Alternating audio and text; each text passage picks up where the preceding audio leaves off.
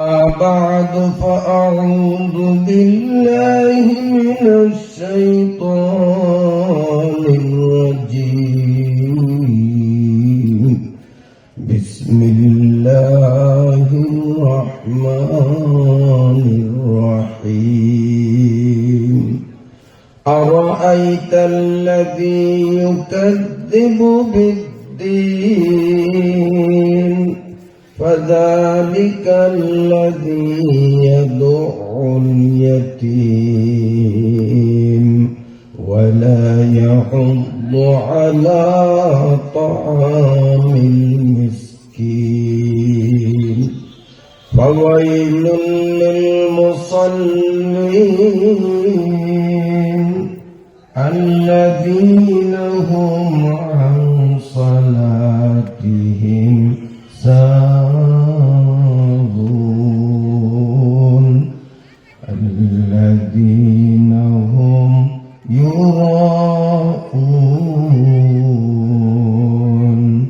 ويمنعون الماعون صدق الله مولانا العظيم ভোলা সদর থানাধীন উত্তর পূর্ব শিবপুর বান্দেরপাড় ইব্রাহিম হাজেরা জামে মসজিদ চত্বরে এক ঝাঁক নিবেদিত কোরআন সৈনিকদের দীর্ঘদিনের নিরলস পরিশ্রম ও প্রচেষ্টায় অত্র এলাকার ধনী দরিদ্র নির্বিশেষে সর্বস্তরের ধর্মপ্রাণ মুসলমানদের আর্থিক সহযোগিতায় মহান আল্লাহ রাব্বুল আলামিনের কৃপায় 2 দিন ব্যাপী আয়োজিত বার্ষিক তাফসীরুল কোরআন মাহফিলের আজ শেষ দিনের সমাপনী পর্বের মহতারাম সভাপতি অত্র জামে মসজিদের মান্যবর ইমাম ও খতিব জনাব মৌলভী হাবিবুল্লাহ সাহিব দামাত বারাকাতুহুল আলিয়া, দিগার হযরত উলামা ইকরাম, সম্মানিত মুরব্বীগণ, অদূর সুদূর থেকে আগত সর্বস্তরের সম্মানিত সুধী মণ্ডলী, দিনী ভাইয়েরা, পর্দার আড়ালের সম্মানিতা মায়েরা, বোনেরা ও মেয়েরা, আমি আপনাদের সামনে সংক্ষিপ্ত খুতবা ও দুরূদ শরীফ পাঠান্তে পবিত্র কোরআনুল কারীমের এমন একটি সূরা তিলাওয়াত করেছি, আমার ধারণা মতে সূরাটি আপনাদের সকলের নিকটই পরিচিত। কি বলেন, আপনারা চিনেন এই সূরাটাকে? আমি আপনাদের কাছে যেমন পরিচিত, সবাই আমাকে চেনেন। আমি যেই সূরাটিও তিলাওয়াত করেছি তাও আপনাদের একান্ত পরিচিত সূরা।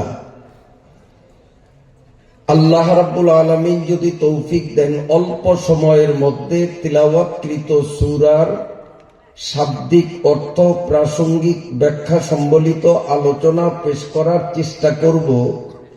একদিকে রাতের গভীরতাও অনেক, শীতের তীব্রতাও সন্ধ্যার তুলনায় এখন বহুগুণে বৃদ্ধি পাচ্ছে।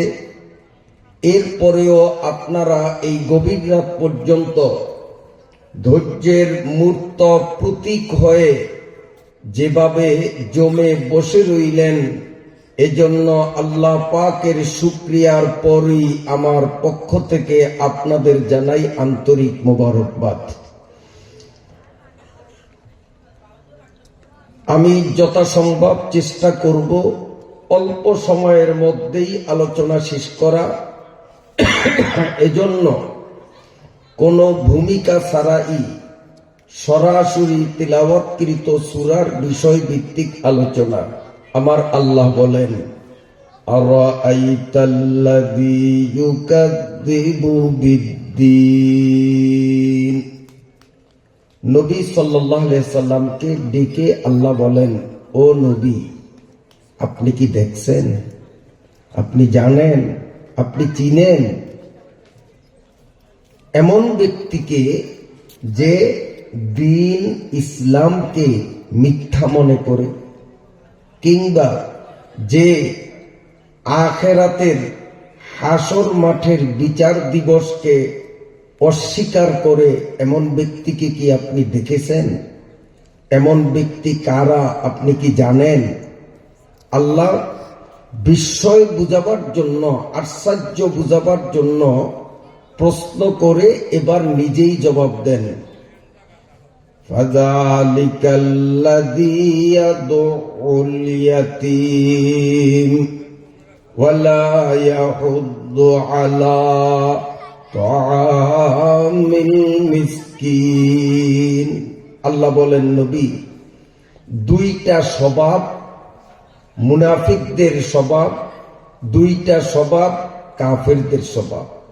যেই মুনাফিক আর যেই কাফেররা ইসলাম ধর্মকে মিথ্যা ধর্ম মনে করে এবং হাসর ময়দানের বিচার দিবসকে মিথ্যা মনে করে, কাফের আর মুনাফিক তাদের স্বভাব হলো দুইটা, তাদের পরিচয় হলো দুইটা। এক নম্বর, ফাযালিকাল্লাযী ইয়াদউল ইয়াতীম। এক নম্বর পরিচয় হলো তারা এতিমদেরকে ধাক্কা দেয়।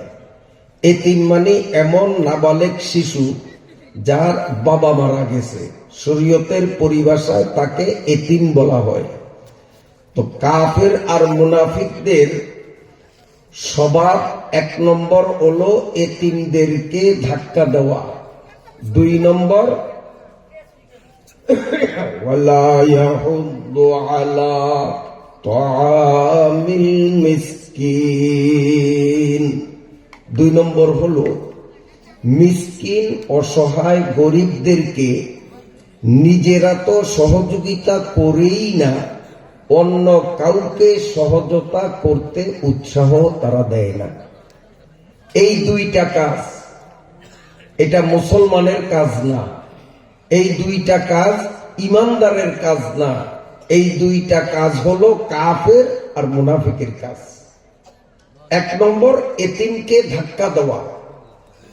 এতিমকে ধাক্কা দেওয়া, এতিমকে বঞ্চিত করা, এতিমের উপরে জুলুম করা।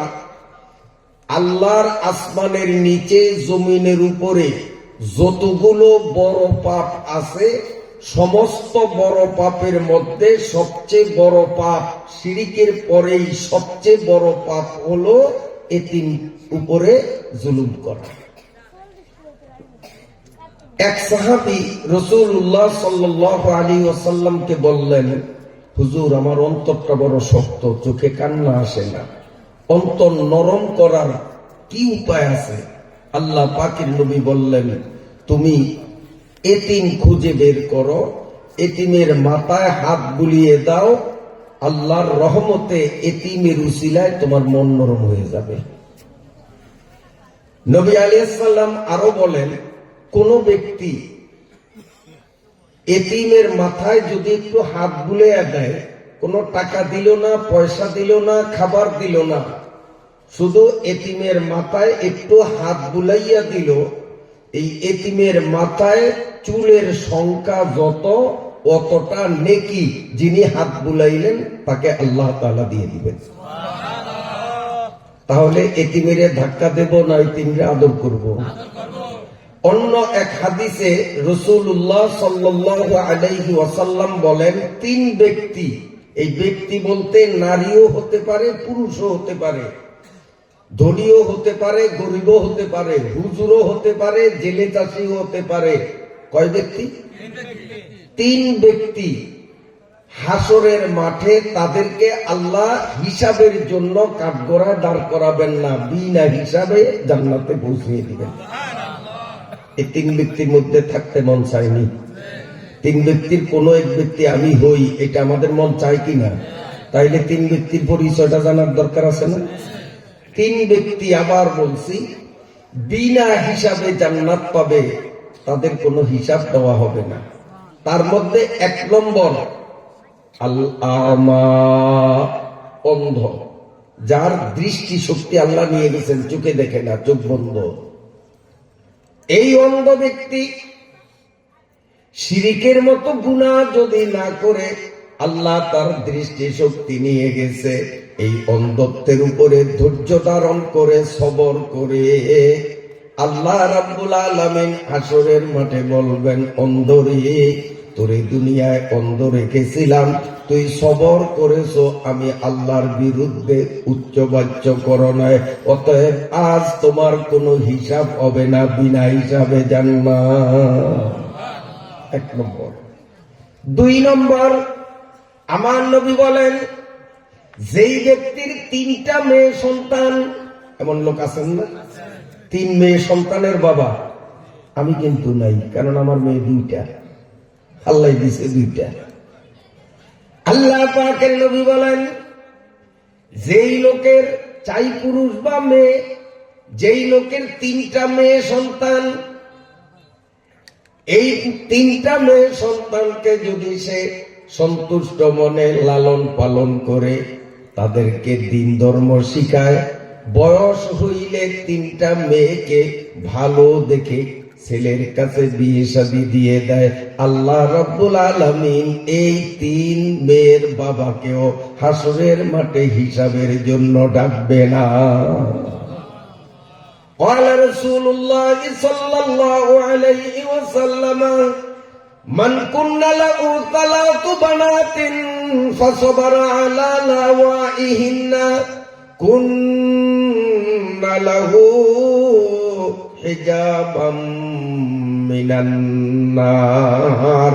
নবী বলেন, 3টা মেয়ে সন্তান আল্লাহ যার ঘরে দিয়েছে, সে যদি সবর করে এই 3টা মেয়েকে লালন পালন করে ধর্ম কর্ম শিখিয়ে ভালো মানসম্মত পাত্রে পাত্রস্থ করে, আল্লাহ রাব্বুল আলামিন 3 মেয়ের বাবারও হিসাব নিবে না, বিনা হিসাবে জান্নাত।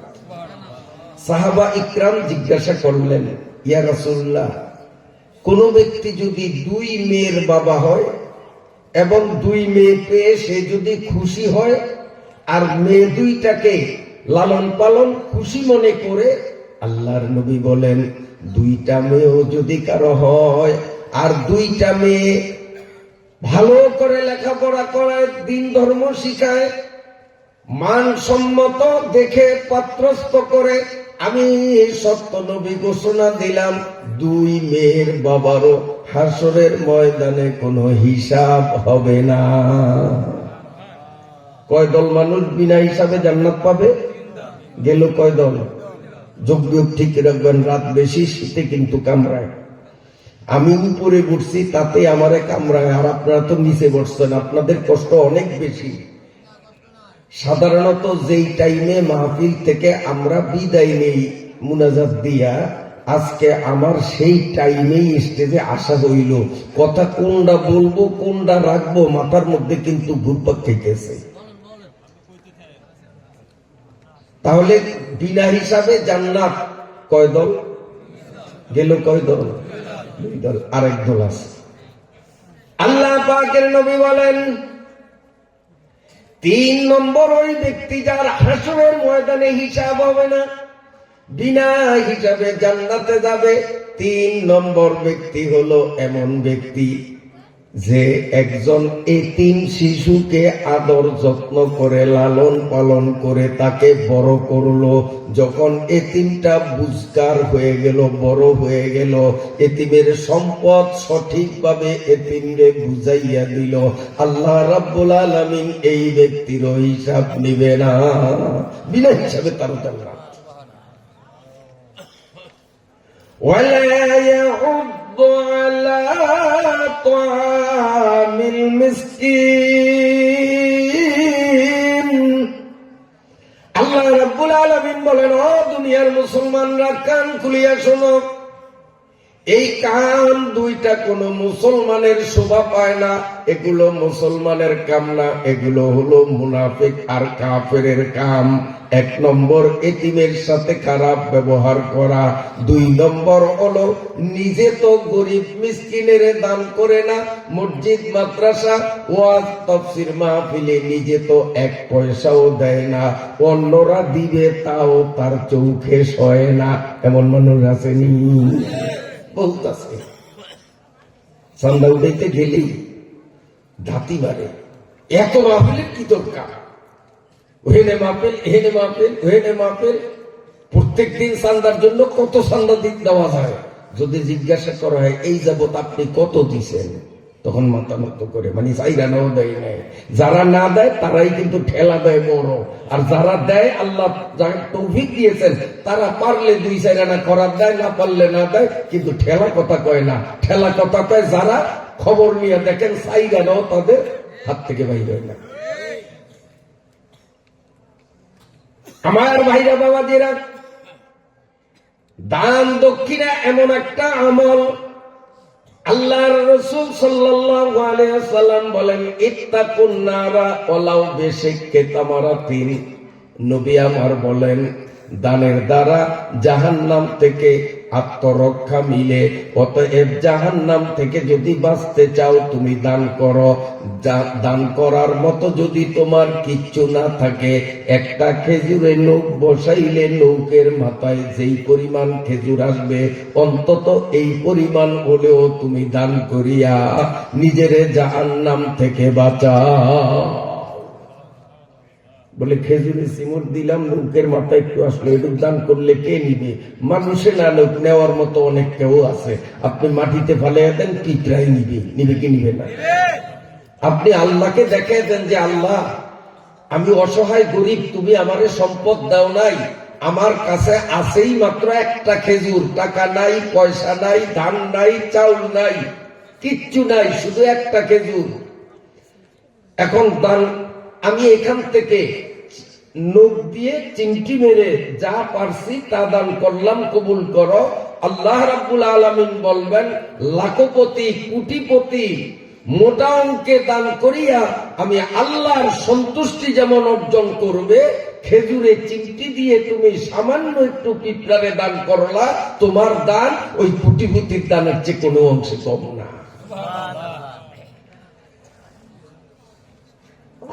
এক ব্যক্তি নাম হযরত আব্দুল্লাহ ইবনে মুবারক, আমাদের ইমাম আবু হানিফা রাহমাতুল্লাহ আলাইহির উস্তাদ ছিলেন।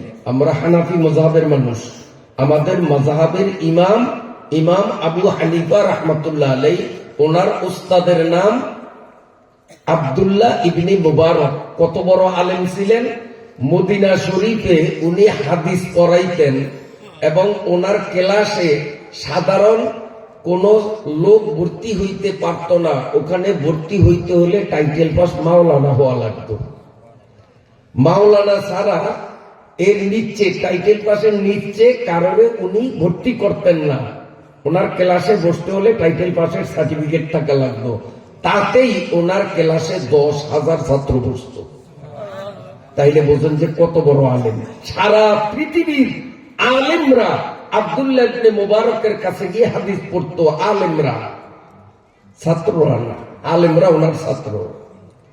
কত বড় আলেম! ইমাম আবু হানিফার মতো জগৎ বিখ্যাত ব্যক্তির উস্তাদ আব্দুল্লাহ ইবনে মুবারক বলেন, আমি মদিনার থেকে একবার হজের উদ্দেশ্যে মক্কায় আসি। আল্লাহর ঘর চতুর্পার্শ্ব দিয়ে 7 বার তওয়াফ করার পরে আমি যখন কাবা ঘরে ঘুমাইয়া গেলাম, হেরেম শরীফে আমি ঘুমন্ত, হঠাৎ স্বপ্নে দেখলাম 2 জন ফেরেশতা আমার কাছে আইসা, একজন পায়ের কাছে দাঁড়াইলো, আরেকজন মাথার কাছে দাঁড়াইলো। এক ফেরেশতা অন্য ফেরেশতারে বলে, এই হুজুর রে চিনুনি? ওই ফেরেশতা বলেন, হ্যাঁ চিনি। ইনি হইলেন সেই আব্দুল্লাহ ইবনে মুবারক যার কাছে 10,000 আলেম প্রতিদিন ক্লাসে বসিয়া হাদিস শিখে। ইনি এত বড় আলেম। আরেক ফেরেশতা বলে, হ্যাঁ ইনি এত বড় আলেম ঠিক, কিন্তু আমি তোমারে বলবো, এই বছর হজ করার জন্য যে হাজিরা আসছেন তাদের সংখ্যা হলো 1,25,000।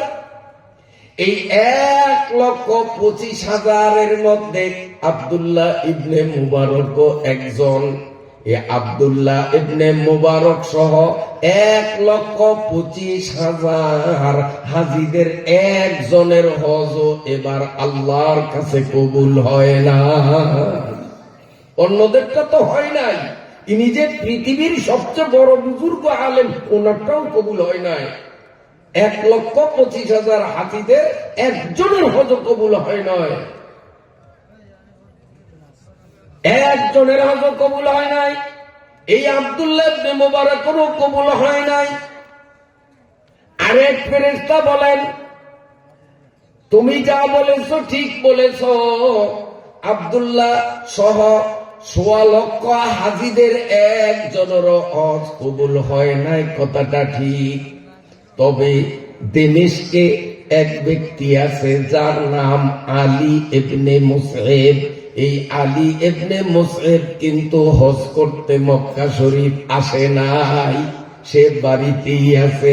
আল্লাহ রাব্বুল আলামিন আলী ইবনে মুসইবকে হজের পরিপূর্ণ সওয়াব দিয়েছেন। ওই আলীর উসিলায় 1.25 লক্ষ হাজী আব্দুল্লাহ সহ সকলের হজ আল্লাহ কবুল করে নিয়েছে।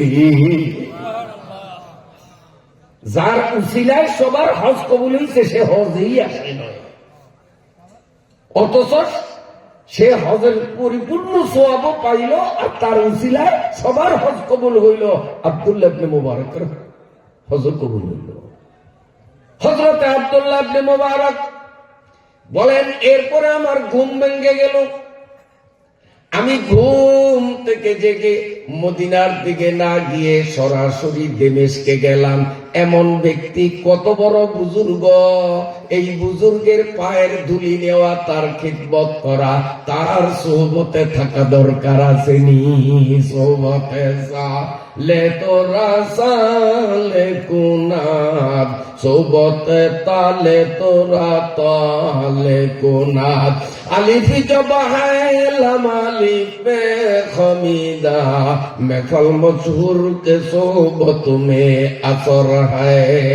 আব্দুল্লাহ ইবনে মুবারক পৃথিবীর 1 নম্বর আলেম সেই সময়ের।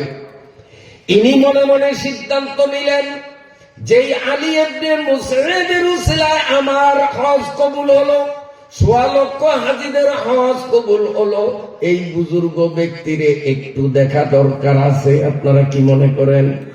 এই জন্য আলী ইবনে মুসইবকে দেখিয়া তার থেকে দোয়া নেওয়ার জন্য হযরতে আব্দুল্লাহ ইবনে মুবারক মক্কার থেকে সরাসরি দেমেশকে চলিয়া গেলেন। দেমেশকে যাইয়া শহরে মানুষদেরকে জিজ্ঞাসা করে, এই দেমস্ক শহরে আলী ইবনে মুসইব নামে কে? ওনার একটু পরিচয়টা বলেন, কোথায় গেলে তারে পাবো? যার কাছে জিজ্ঞাসা করে সবাই একই উত্তর দেয়, হুজুর আপনি বলেন গোটা পৃথিবীর সবচেয়ে বড় আলেম, আপনার ক্লাসেই এভাবে লক্ষ লক্ষ ছাত্ররা বসে। হুজুর আপনার মতো এমন ব্যক্তিত্বপূর্ণ মানুষ আলী ইবনে মুসইবের খোঁজ কেন করেন? আলী ইবনে মুসইব তো কোনো বড় আলেম না, বিজ্ঞ ব্যক্তি না, কোনো বুজুর্গ না, সে হলো একজন মুসি। ওই জুতা সেলাই করে মুসি পুট্টি গেলেই তারে পাবেন, উনি একজন মুসি। হযরতে আব্দুল্লাহ ইবনে মুবারক যার কাছে জিজ্ঞাসা করেন সবাই পরিচয় দেয় যে আলী ইবনে মুসইব যারে খুঁজতেছেন মুসি পুট্টি গেলেই পাবেন, মানুষের জুতা সেলাই করে। এবার আব্দুল্লাহ ইবনে মুবারক চলিয়া গেলেন মুসিপট্টি, গিয়া দেখলেন অনেক মুসিরা জুতা সিলায়। তাদের জিজ্ঞেস করলো, ভাই তোমাদের এই পট্টিতে আলী ইবনে মুসইবের দোকান কোনটা? লোকটা কে? আমার একটু দেখাইয়া দাও। মানুষ খিলখিল করিয়া হাসতেছে আর বলতেছে, হুজুর এই পাগলের আপনি কেন খোঁজেন?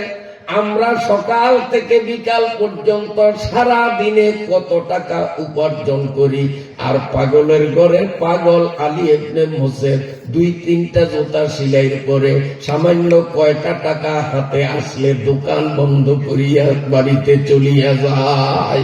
এই বেকুবের ঘরের বেকুবরে আপনি কেন খোঁজেন? এটা আকামে মানুষ 5-10 টাকা পাইলেই দোকান বন্ধ করে আল্লাহকে না, আর আমরা শত শত টাকা কামাই করি, এই পাগলারে আপনি খোঁজেন কেন?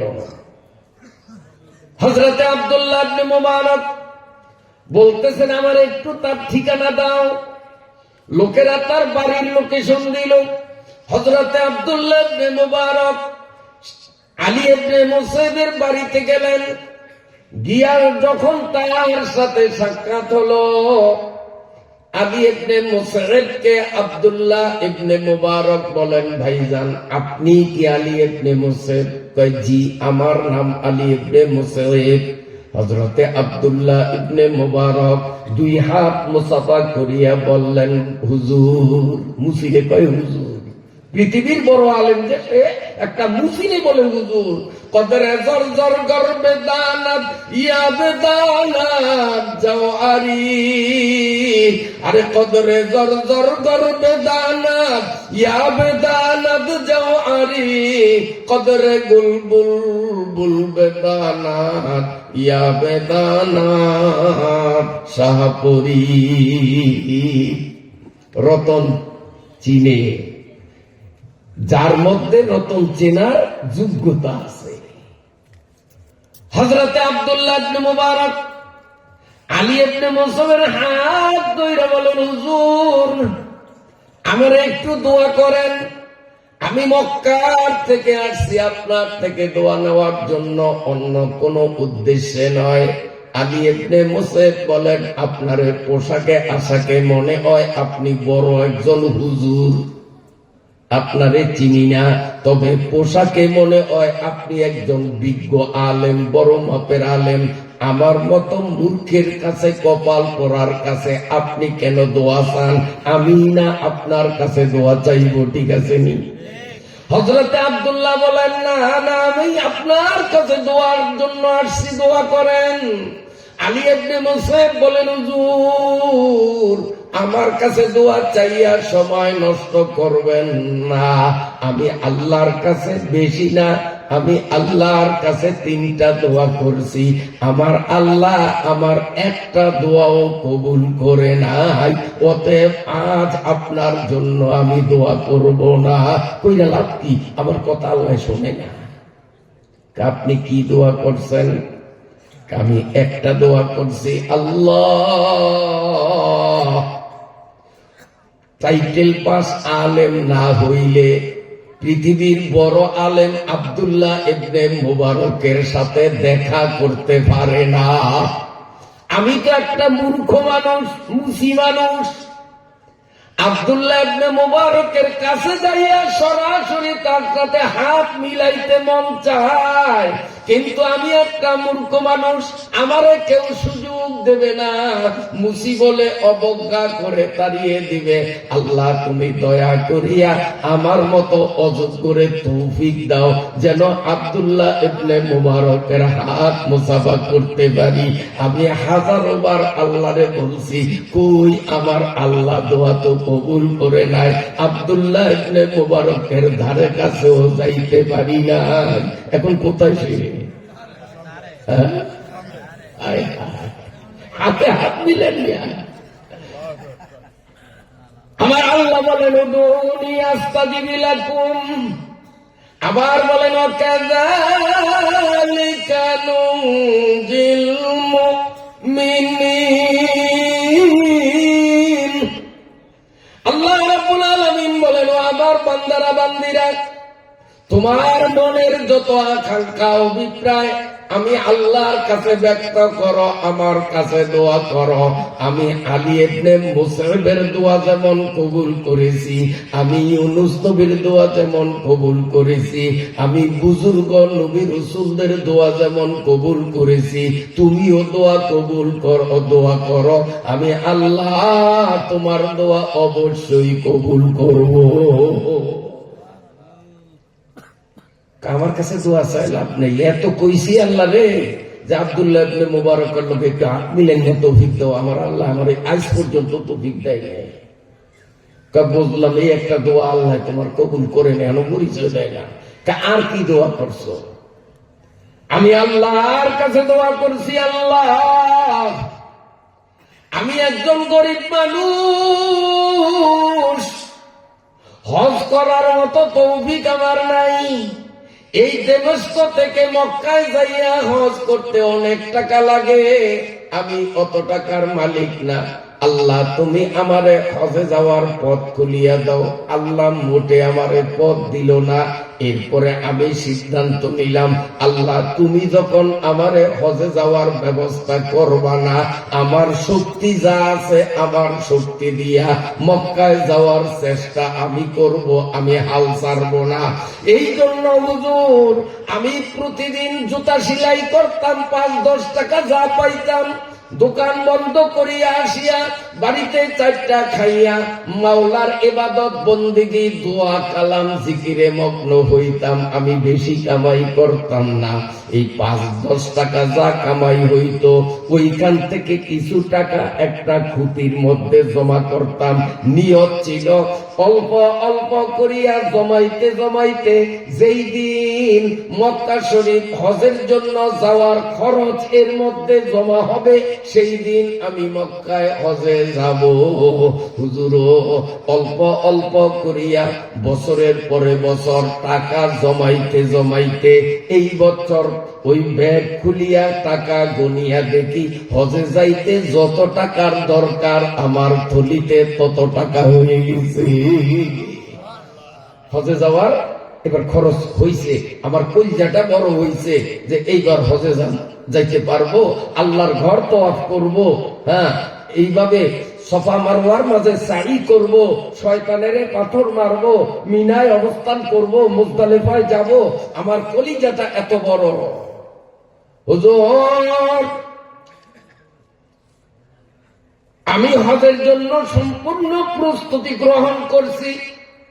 আগামীকাল সকালে আমি হজের উদ্দেশ্যে রওনা দিব। রাত্রিবেলা আমার স্ত্রী আমারে কয়, স্বামী গো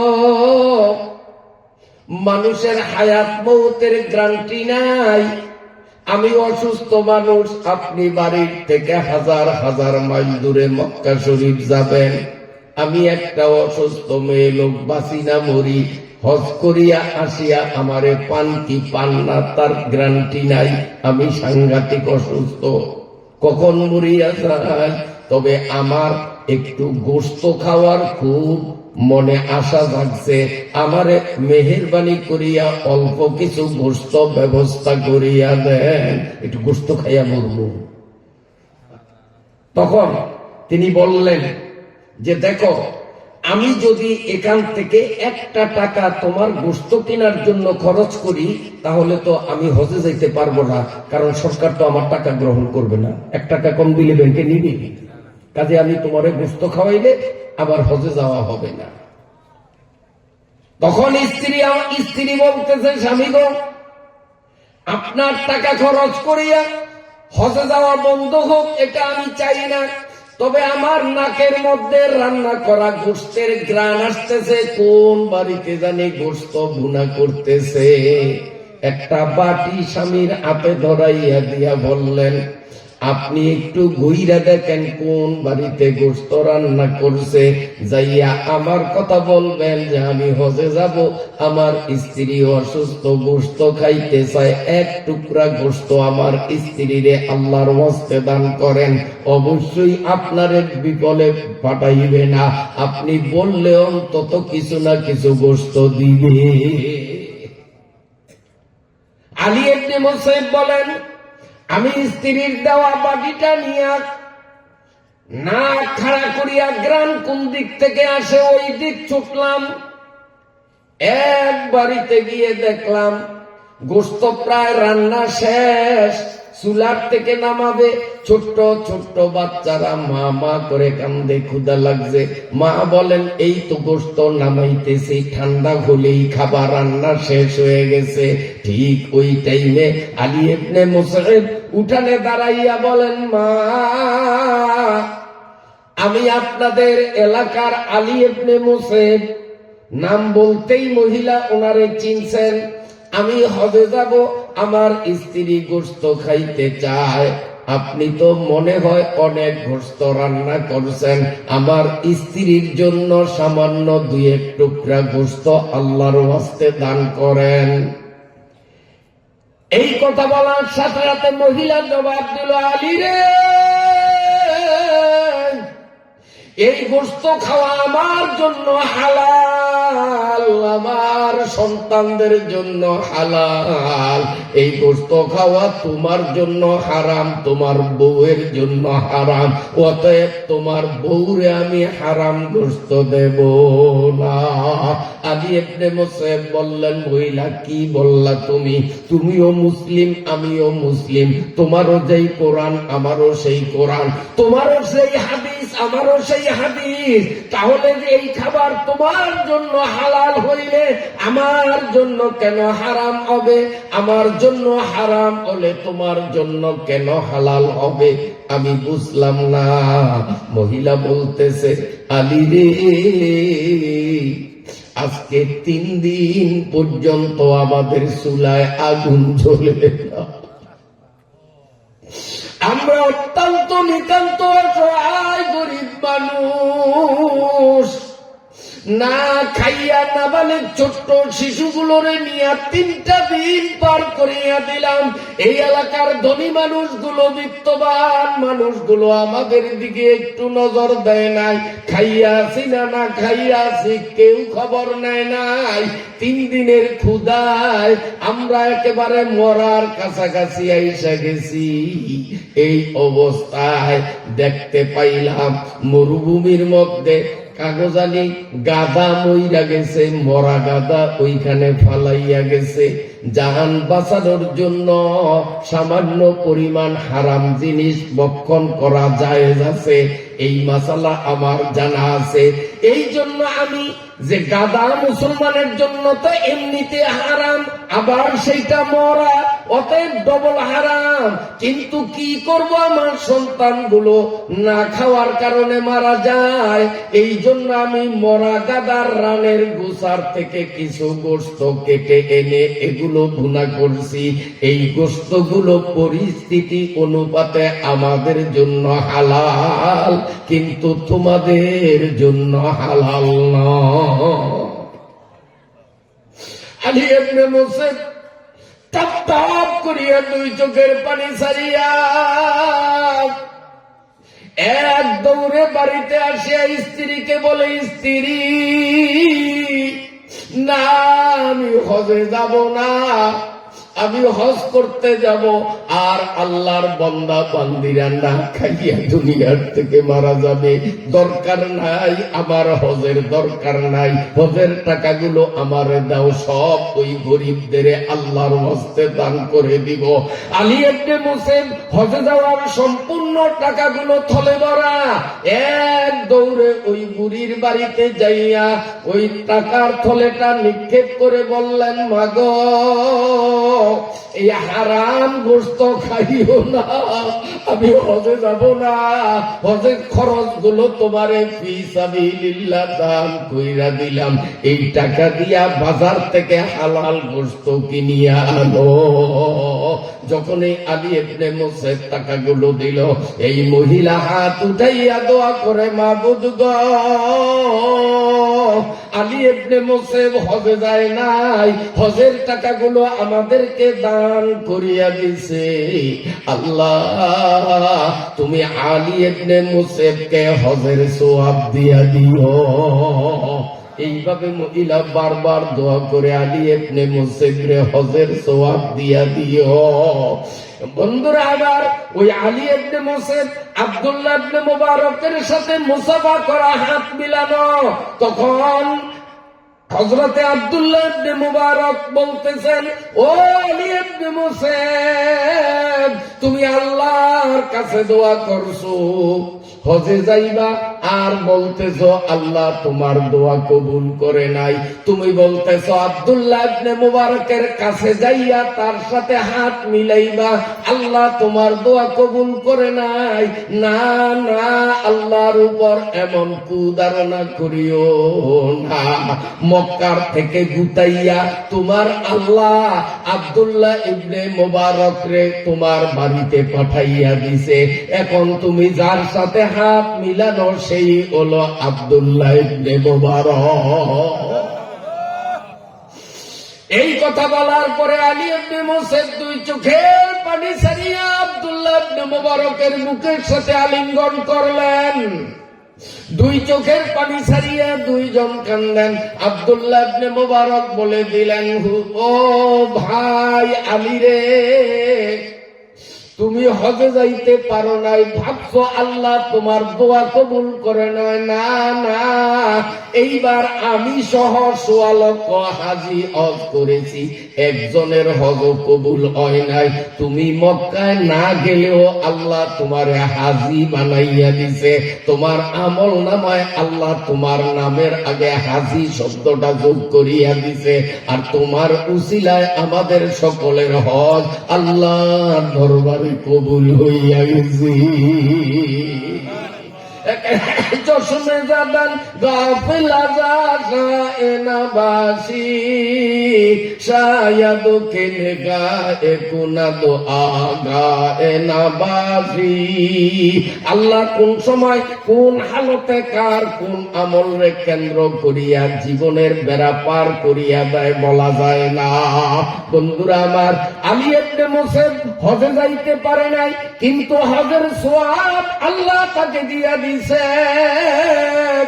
ইরাকের একজন পীর সাহেব, লম্বা ঘটনা বলবো না, রাত গভীর, শীত বেশি, আমি শুধু মূল কথাটা বলি। এই ইরাক দেশের একজন পীর সাহেব, ওনার নাম হযরত মাওলানা সুলাইমান রাহমাতুল্লাহ আলাইহি। এই সুলাইমান রাহমাতুল্লাহ আলাইহি তিনিও একদল হাজীদেরকে নিয়া ইরাক থেকে ওইভাবে মক্কার দিকে রওনা দিয়েছেন। মাঝ পথে এক জায়গায় সন্ধ্যা হইয়া গেল। উনি বললেন, এই সামনের পথটায় ডাকাইতের ভয়, অতএব রাত্রে আমরা আর পথ চলবো না, এই জায়গায় একটা মসজিদে অবস্থান করি, রাত পোহাইলে সকাল বেলায় আবার যাব, কারণ সামনের পথে প্রায় ডাকাতি হয়। সবাই রহিয়া গেল। সাথী বর্গদেরকে রাত্রের রান্না বান্না করার কাজে দায়িত্ব দিলেন।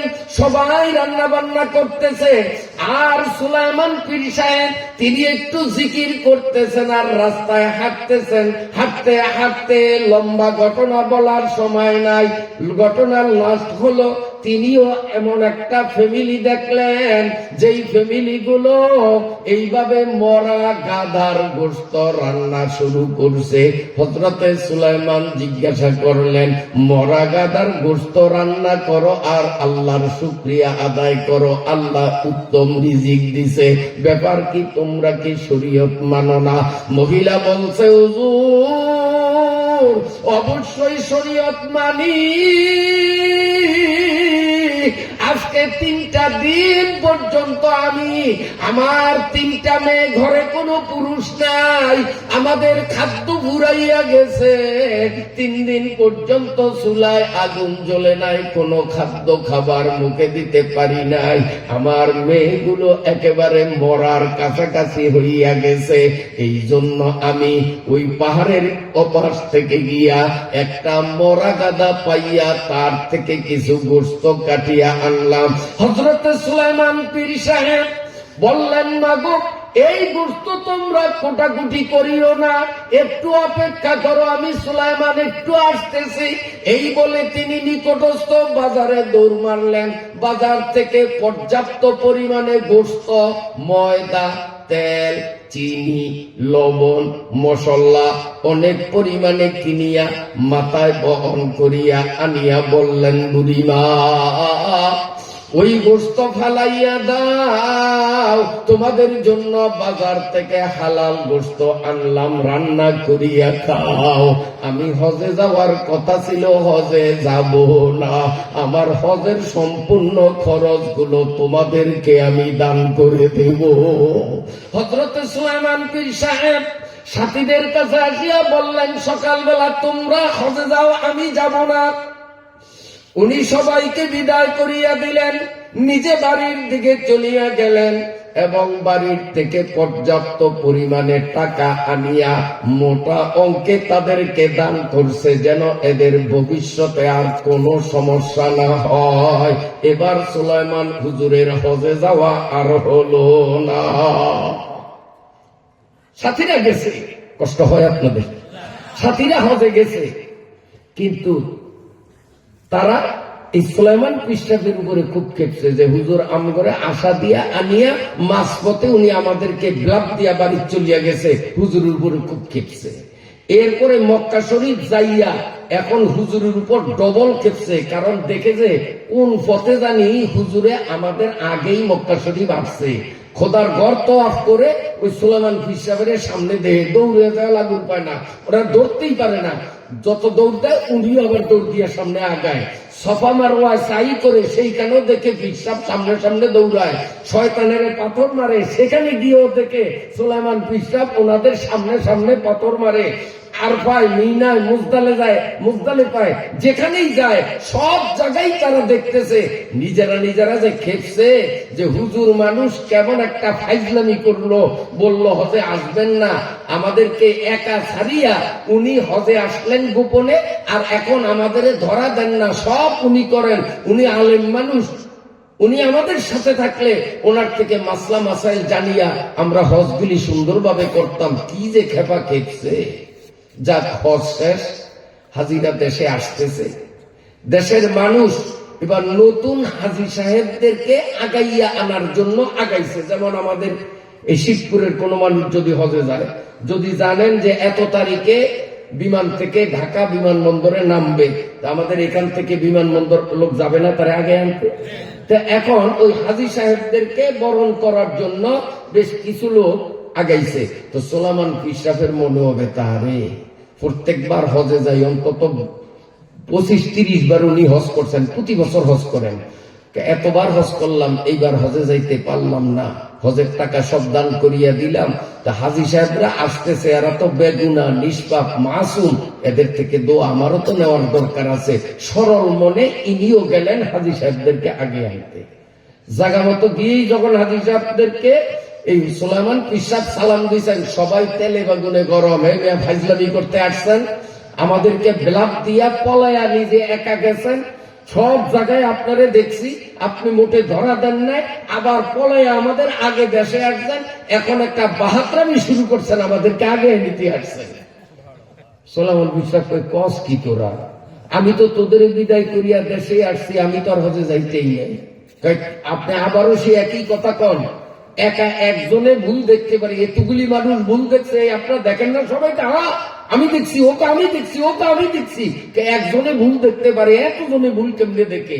একবার, দুইবার, তিনবার ভুল দেখতে পারে, বারবার আপনারা আমরা সবাই দেখছি, এতবার ভুল কেমনে হয়? হযরত সুলাইমান চিন্তা করিয়া গেলেন, কি রে, আমি তো মক্কায় গেলাম না, রয়ে গেলাম, হজের খরচ সব দান করিয়া দিলাম, আর লোকেরা বলতেছে আমারে নাকি সাই করতে দেখছে, তোয়াফ করতে দেখছে, আর মুজদালে পায়, মিনায়, সব জায়গায় দেখছে। কি ব্যাপার, ওরাই বা কি বলে, আর বাস্তবই বা কি হইল? মাথায় বড় টেনশন আসেনি। এখন গালে হাত দিয়া চিন্তা করে, আল্লাহ ওরা কি কয় আর বাস্তব বা কি, এইটা নিয়ে চিন্তা করতে করতে হঠাৎ তার দুটি চোখ ঘুমে ভারাক্রান্ত হইয়া গেল। স্বপ্নের মধ্যে তিনি দেখতেছেন কে যেন বলে, ও সুলাইমান পীর সাহেব, তুমি তোমার হজের খরচের টাকাগুলো সব দান করিয়া দিছ, যার কারণে তুমি হজে যাইতে পারো নাই। তোমার দানটা দেখিয়া আল্লাহ এতটাই তোমার উপরে খুশি হইয়া গেছেন, তুমি মক্কায় না গেলেও তোমার হজ না দেখিয়া আল্লাহ তার মনের প্রবোধ দিতে পারবে না। এই জন্য হুবহু তোমার বডির মতো এইরকম বডি দিয়া আল্লাহ একজন ফেরেশতা বানাইছেন, ওই ফেরেশতারে দেখতে হুবহু সুলাইমান মনে হয়, একেবারে তোমার আকৃতিতে আল্লাহ একজন ফেরেশতা বানাইয়া হজের সমস্ত কাজগুলি তারে দিয়া করাইলেন। আল্লাহ চাইয়া চাইয়া তাকাইয়া রইলেন, আমার সুলাইমান বাড়িতে থাকলেও আমি নকল সুলাইমান বানাইয়া আসল সুলাইমানের হজ করা। দাদে উরা কাবেলিয়ত শর্ত নিস বলকে শর্তে কাবেলিয়ত দাদে ও সুলাইমান, তুমি বাড়িতে থাকলেও আমার আল্লাহ তোমার হজ দেখার জন্য পাগল হইয়া তোমার আকৃতিতে ফেরেশতা বানাইয়া হজ করাইছে। ওই আল্লাহ এখনো আছে না নাই? আমার ভাইরা বন্ধুরা, এই দানের উপকারিতা সম্পর্কে আমি দুইটা ঘটনা আপনাদের সংক্ষেপ করে শুনাইছি। যদি এসা কইরা উঠতে পারতাম, ঘটনা আদ্য পান্ত সবিস্তার বলতাম। রাতের গভীরতার কারণে, শীতের তীব্রতার কারণে আমি একেবারে সংকোচন করিয়া ছোট্ট করিয়া বললাম। এই আমার উপস্থাপনা আপনাদের যদি বুঝাইতে সক্ষম হইয়া থাকি, আমি এই সূরা আরাআইতাল্লাযী তিলাওয়াত করলাম, অল্প সময়ের মধ্যে সুপূর্ণ সূরাটার তাফসীর আপনাদের শুনাইতে চাই। শুনতে রাজি আছেননি? আমি আরাআইতাল্লাযী সূরাটা পড়লাম, যেই সূরা মাগরিবের নামাজে অনেক সময় আপনারা পড়েন, ইমাম সাহেবও পড়েনি। বন্ধুরা আমার, এই আরাআইতাল্লাযী সূরাটা আরবি ভাষায়, আমি আপনাদের সাথে দেশীয় ভাষায়, বাংলা ভাষায় তার তাফসীর ব্যাখ্যা শোনাবো। শুনতে রাজি আছেননি? রাজি আছেননি?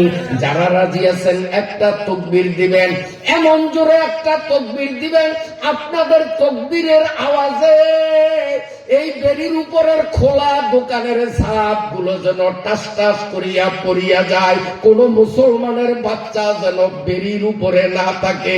কি দোকানদার, কি খরিদ্দার, সবাই যেন মাহফিলের দিকে আসতে বাধ্য হয়, এমন জোরে একটা আওয়াজ দেওয়ার সাহস আসেনি? পারবেননি? নারে তাকবীর, নারে তাকবীর,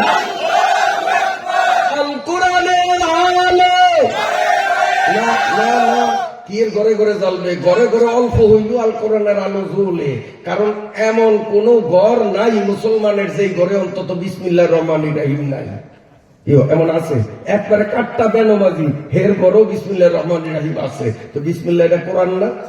তো কোরআনের আলো সব ঘরেই জ্বলে, কোরআনও দাউ দাউ করিয়া জ্বলে, আর কারো ঘরে নিবু নিবু করিয়া জ্বলে। কোরআনের আলো ঘরে ঘরে জ্বলে। এই ঘরে ঘরে জ্বলনের স্লোগান নাই, জ্বলে না সংসদে। এই জন্য এবারের স্লোগান হবে আল কোরআনের আলো সংসদে জ্বালো, আল কোরআনের আলো সংসদে জ্বালো। ঠিক আছে তো? কারণ ওখানে এখনো জ্বলে নাই, মুসলমানের ঘরে কিন্তু জ্বলতে আছে, মিটমিট করিয়া হইলেও জ্বলতে আছে।